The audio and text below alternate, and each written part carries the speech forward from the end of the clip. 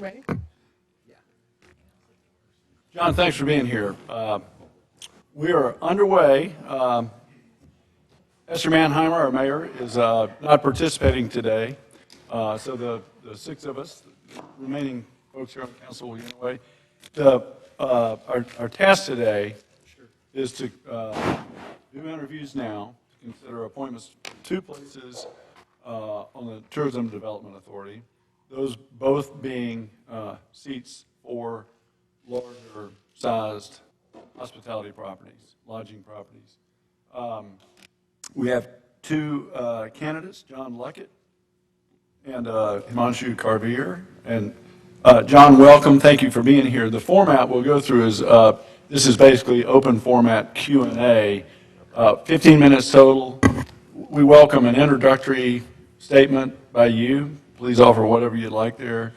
We've got the application, we've read through that, and then after your introductory, we'll just go straight to Q&A from the panel here, just sort of in random order as we're so inspired. So the floor is yours, sir. Thank you. Okay, great. Thank you. My name is John Luckett. I'm the general manager at the Grand Bohemian Hotel there in the Biltmore Village. I moved here in 2008. We opened the hotel of April 2009. And I've been a part of the Tourism Product Development Fund since 2011. I've been fortunate enough to see some of the projects that have been funded on the Tourism Product Development Fund that have had a great impact on our community, but also on tourism here in Asheville. So I think that my next step is to really see what I can do in terms of my past history in the hospitality business. I've been in the hotel business 25 years, and I've worked in large convention hotels of 900 rooms or more, and I've worked at ski resorts that have golf and all the amenities that a full-service resort has when I worked for Vail Resorts for a number of years, and boutique properties such as the Grand Bohemian Hotel. During my tenure there, we've been pretty fortunate to get some pretty nice awards within the industry, the Marriott Autograph Collection Hotel of the Year Award, as well as just this last year, Travel and Leisure, when they said Asheville was one of the top 10 destinations in the United States. It also said that the Grand Bohemian was in the top 20 hotels of 100 rooms or more in the United States. So I think that's a great asset to Asheville, and pretty proud of that recognition. I've been in the hotel business my whole life. My grandparents had a restaurant, tavern. It certainly wasn't upscale, it was very casual, but I really learned what hospitality was about by them. My father was a CPA. My first major in college was accounting. I thought I'd go into his firm, but started working at a hotel and at the front desk, and plans changed, and I decided to take up that career. I think the Tourism Product Development Fund has been a great introduction to the TDA for me because of how closely it worked with the projects on the hotel tax. And now that hotel tax has gone from 4% to 6%, I see that the benefits of promoting Asheville as a destination, as well as more funds going into that product development fund as well. And then in addition, that fund being earmarked for nonprofit organizations, I think is a great change in moving forward as well. With that being said, I'm happy to answer any of your questions. I think that I will say one more thing, and that is, I think this is a very important time for the TDA and Asheville in general. We're seeing a record number of hotels opening here, and I think that we run the great risk if we don't drive more occupancy to Asheville and the visitation and tourism stays the same, and then what will happen is the rates will come down, because with more inventory, you'll start to compete for the same amount of occupancy that's coming to Asheville. And that'll drive rates down, which will drive revenue and tax dollars down as well. So it's extremely important that we are successful at driving more visitation and more tourism to Asheville. Great, thank you. Pleasure. Floor is open for questions. John, one of the challenges here is that we're hearing that although tourism is good and it's bringing people here and they're spending dollars here, it's putting a lot of stress on the infrastructure of the city. How do you see the TDA's role in helping support the city and the county in helping to be able to have the resources and the services available so that when the visitors come here, we're able to support them and support the citizens that live here as well, too? I think one of the ways that that can be done is through the Product Development Fund. And when projects that are funded, such as the Civic Center, or River Arts District, or the soccer fields, that are three great examples of recent time, that frees up other funds in the city budget to spend towards projects that they so choose to spend money towards.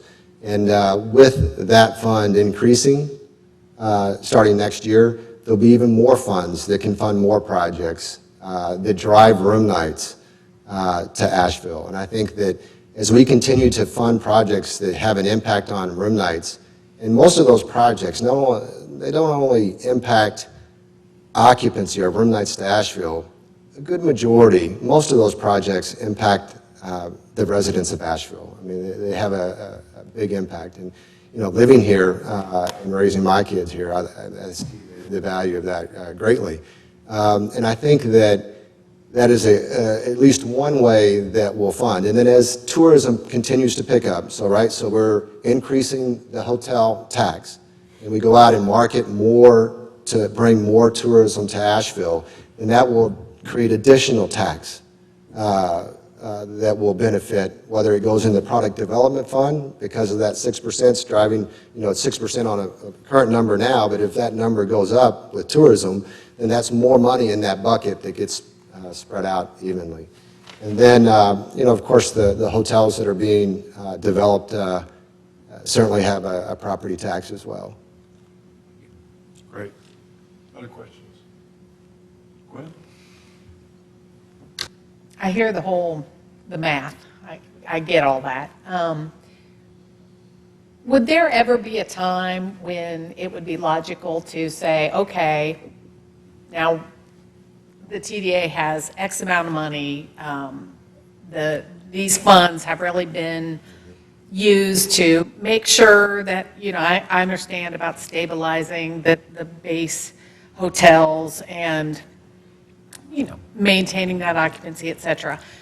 Do you ever envision a time where, okay, we've absorbed these new hotel rooms, we have this much money, which, you know, again, is a lot more money than we have now, that the TDA would ever consider going back to the General Assembly and saying, okay, leave it at 6%, but let's swap it around so that there's more money that goes to infrastructure.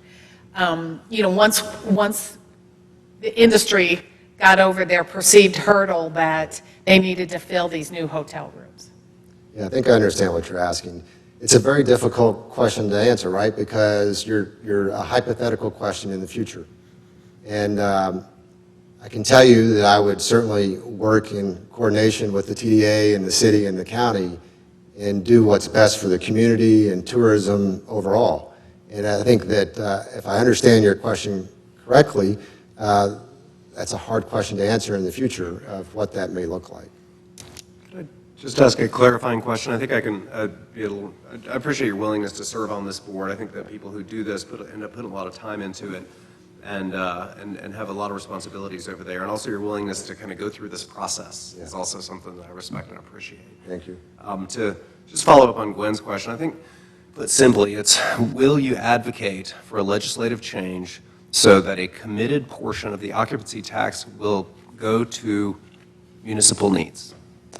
I'm not sure that I'm ready to answer that today. It's a hard question that I would want to gather more information on what that impact is. I think that our immediate need right now is to impact tourism in Asheville, to be able to absorb the amount of inventories and the amount of hotels that are being built, and then in the future being able to analyze what does that tax dollar look like? How much property taxes have we been able to generate from new properties? How many jobs have we been able to create by all the tourism coming to Asheville? And I think that I can tell you that I would work closely with the TDA and the city and the county in working up whatever is best for the community as a whole. Maggie, can we do a time check? Are you? Yes, 6 minutes. 6 minutes remaining. Okay. Cecil? To me, the argument that we need to keep rates up so the hotels do well is empty, because if developers are building too many hotels, that's not our fault. I mean, if they're exceeding the market. So what I'd like to know from you, to address the same question, is if you're the city appointee to the TDA, will you preferentially apportion money to city projects, which would then help us free up money? In other words, if there's another Azalea Park for the city, or something, I don't know what the other one would be, or say even advertising, would you apportion money to the city instead? Let me address the first comment that you made. In terms of the hotel rates coming down, I understand your point, and I think from hoteliers, we'd rather see fewer hotels coming on, but the hotels are coming in. And so my point in that comment is, if we're not able to generate more tourism, then the reality is that the rates drop, because the hotels start to compete for the same room nights. And when the rates drop, the revenue goes lower. And with the revenues going lower, it generates less tax. And then we start to attract, there's a domino effect that happens with that. So it's really important that we generate the increased visitation to Asheville and tourism to fill some of these hotels. And then the second part, with the TDA, the Product Development Fund, I think that, my experience on that fund, if there's a project that meets how the legislation's written, that it significant increase in room nights, and it's a bricks and mortar project, then we have pushed those forward to fund. And I have been part of that's funded, numerous projects, and I can see that continuing in the future. And with the change on removing for-profit organizations, that only increases the city's chances, or any nonprofit chances, but that increases going forward. And then in addition, with the hotel tax increase from 4 to 6, that bucket of money that goes to product development is naturally going to increase with the same amount of tourism coming into Asheville. That money will increase, okay? So already we're going to get an increase. When we promote tourism into Asheville and we get more tourism here, then that will even increase even more. So I see us having more money in that product development fund in the future if we're successful at increasing tourism. More questions? Jan. Go ahead, if you have a question. Well, the question kind of comes out of your response. The room rates are obviously very high, record rates, record profits right now, record occupancy. We're smashing all the records. And so these new hotels are chasing the market, which is telling them, hey, more tourists want more rooms, so let's build more rooms. And so it sounds like the logic is, so now that we're going to market to fill these rooms, eventually they would fill, correct? And then we'd be here again at some point. I just wonder, is there a number? How many is too many? When do we say we have more than we can handle as a city? How much tourism is too much? I'm not sure that's for me to answer. It's a question that I have for you, though.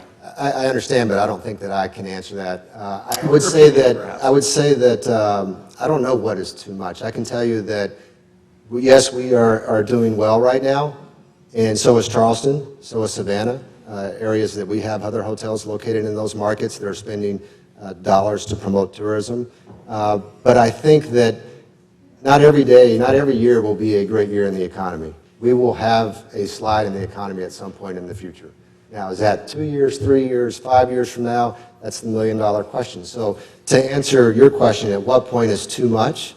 I mean, I guess that there would be a threshold there. At what point is that threshold enough? And I don't know what that is. I guess if every hotel is filled up at 100% occupancy, then that would be enough, right? I mean, because you have no more room to grow. But to answer that question, I really don't know how to answer that question, what is too much. I would say for ours, when we're sold out and there's no more room at the availability, then there's excess supply, right? But I don't think that based on the number of rooms that are coming in the market, I think we're going to have to develop the River Arts District to absorb some of that. And I think that you'll see in the near future when the rooms come on the market of what kind of impact, and then I think we'll have a better picture of what that looks like. Thanks. We've got about 1 minute. Jan, you. Just, John, I don't have a question. I just wanted to say thank you for your past work on the Product Fund Development Committee, and I trust that you understand this thing very well, and we've all communicated to you the interest the city has in becoming a greater recipient as we go forward to offset some of these difficulties that we've all spoken of. And I know you well enough to know that you will consider those things fairly. Regret that you have to go through this unique process at this point, because you're clearly one of the people that certainly fits the description, and again, regret that it's become an unusual process. It feels as though we're an us-them situation. I don't like that. I think we worked as partners, and admittedly, we're all a little bit ruffled about the way the tax got put in place. It's their folks.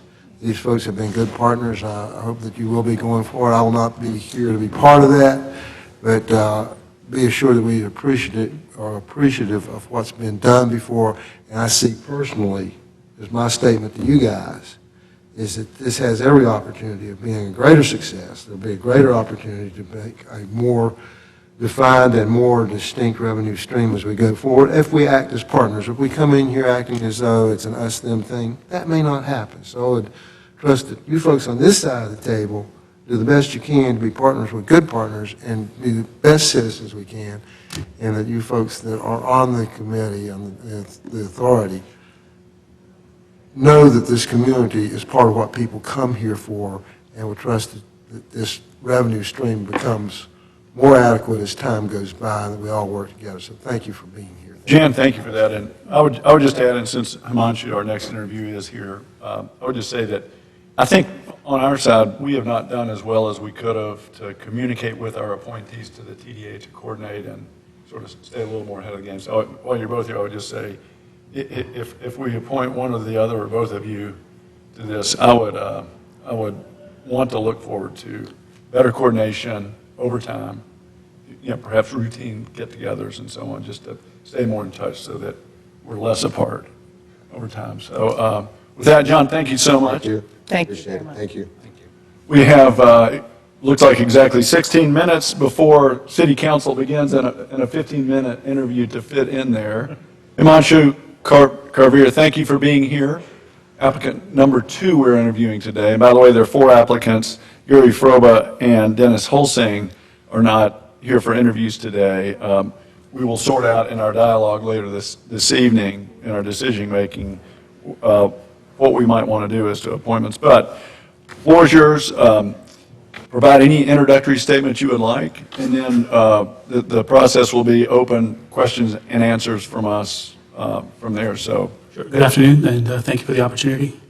My name is Himanshu Karveer. I'm the general manager of the Holiday Inn, Asheville Biltmore West, and I've been at that property since 2003. I was born and raised in India, and I've moved here when I was 18, not to the United States. I have a bachelor's in engineering from Georgia Tech, and like I said, I've been in Asheville since 2003.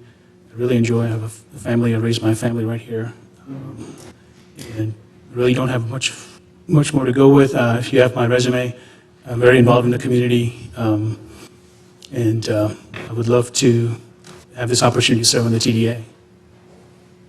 great. So, any questions? So, questions?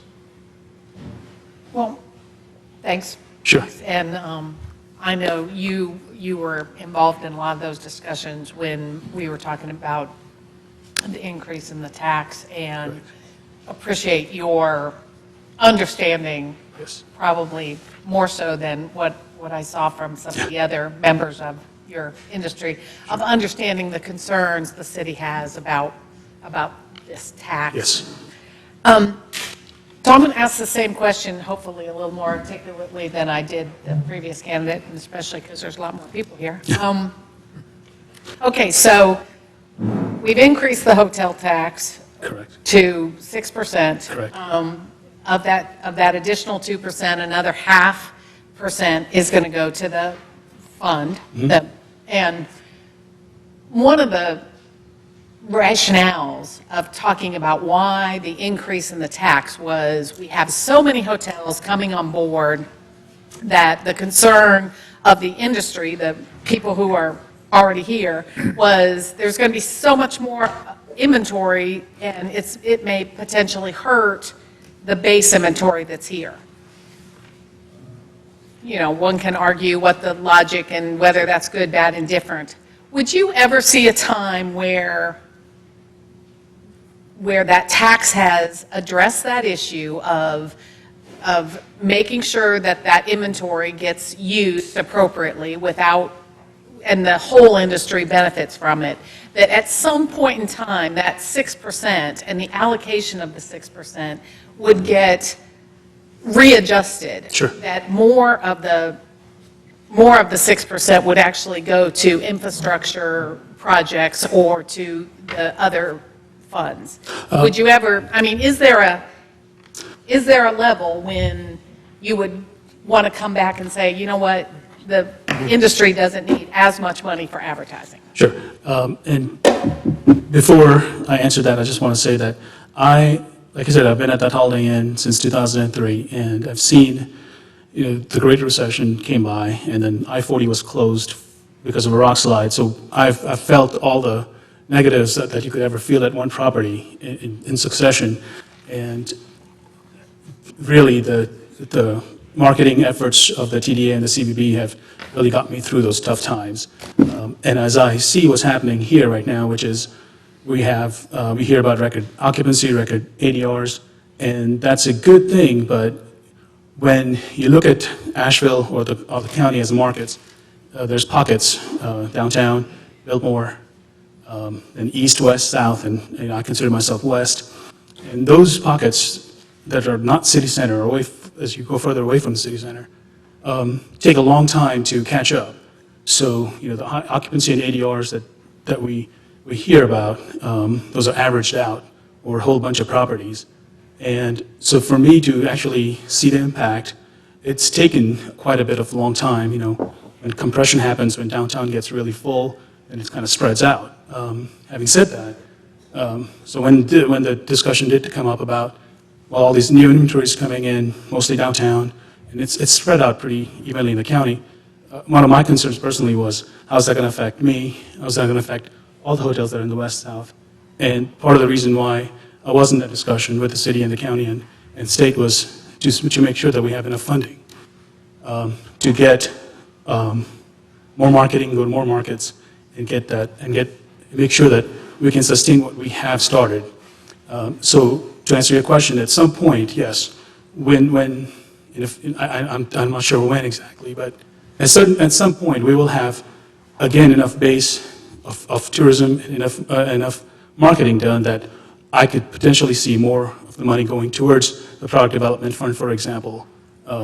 And I don't know if there's a certain percentage of occupancy in ADR that's very specific, but I think at some point we will have enough funding to the marketing that we could move some money over to the product fund.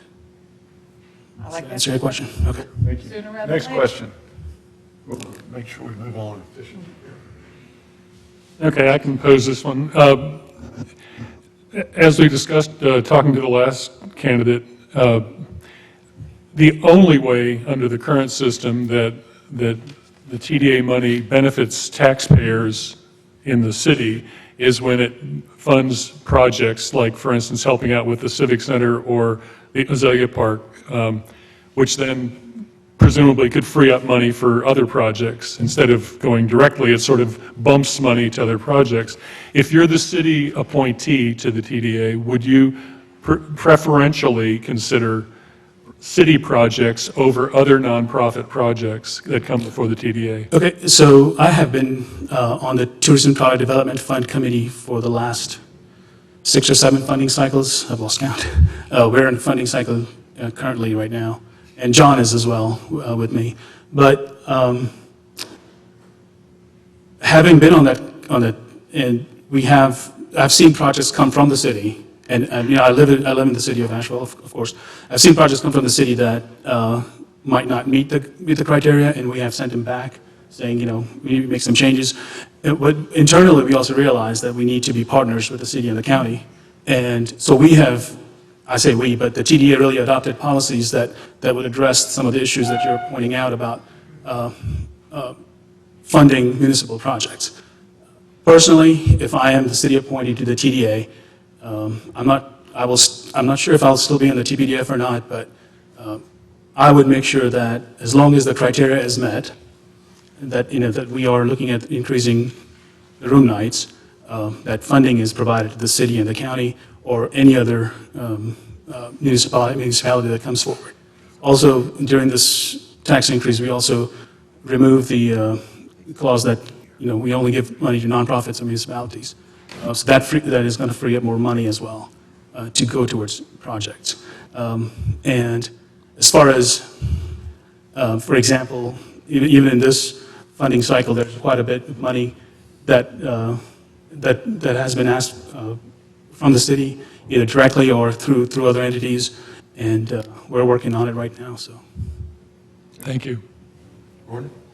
Thanks for stepping up to this, Himanshu. I mean, when I served 2 years as liaison to the TDA board and saw that you were there every month for the meeting, taking it in and clearly, you know, studying up on how to do things well in that regard. So just wanted to, and thank you for your service on the Thank you. chief board as well, and also for being one of the folks, one of the hoteliers who this summer, when the controversy around the occupancy tax was going on, who reached out to say, hey, let's sit down, I'd like to hear your perspective. And that's greatly appreciated and indicative of exactly the kind of partnerships that we're going to need going forward. I heard you say earlier that as it moves forward, you'd like to see a possible reapportionment of the tax to go more towards product development as the market stabilized. And the question that I would have for you is, would you be willing to advocate for the city to directly receive a portion of that, either through a committed portion of the TPDF each year being committed to the city, or through advocating to a change in the legislation so the city would receive that more directly? okay. So, Sorry, that's a long question, I know. no, that's okay. I just want to say that I really got involved, like I said, you know, I was very passionate about this because it affects me and my family and my staff and everybody else. But I think that as I got into this process over the summer about the tax issue and you know, talking to the city, the county, and the state, I realized there's a lot more partners in this than just me alone, and there's a lot of variables that I do not control myself. As far as you know, there's things happening in Raleigh that I mean, you all know what's going on and how difficult it is to get things done sometimes. But as far as advocating for something directly going to the city or from the TPDF, I would be that person that sits at that table and is talking to everybody and understanding the points of views and collaborating and making sure that we as a group come up with a solution that everybody's happy with. Thank you. Sure. Thank you. Additional questions, guys? Gene? I think you may have been here once when I spoke a moment ago with John, but I just, again, want to thank you for your participation in the projects that the PTDF fund has funded with the city as a partner, and ask that the folks at the table consider that as we go forward. There's been a great partnership here, and I regret very much seeing it become an odd situation, where it's an us-them, and I don't feel like that's truly it. I think there's passion on both sides of this issue. We have infrastructure needs that are taxed by tourism, and obviously, you certainly understand that we're all in this together, and I think that fairly going forward is very important to me, and I think the rest of council, that we have the opportunity as time comes by, that those funds are there, and it's clearly defined how we're going to use them, and it merits working as a partner, that you would be at our side on that table. And that's, I really more wanted to thank you for the work you've done and what you've helped us with so far. Thank you. Any final thoughts, members?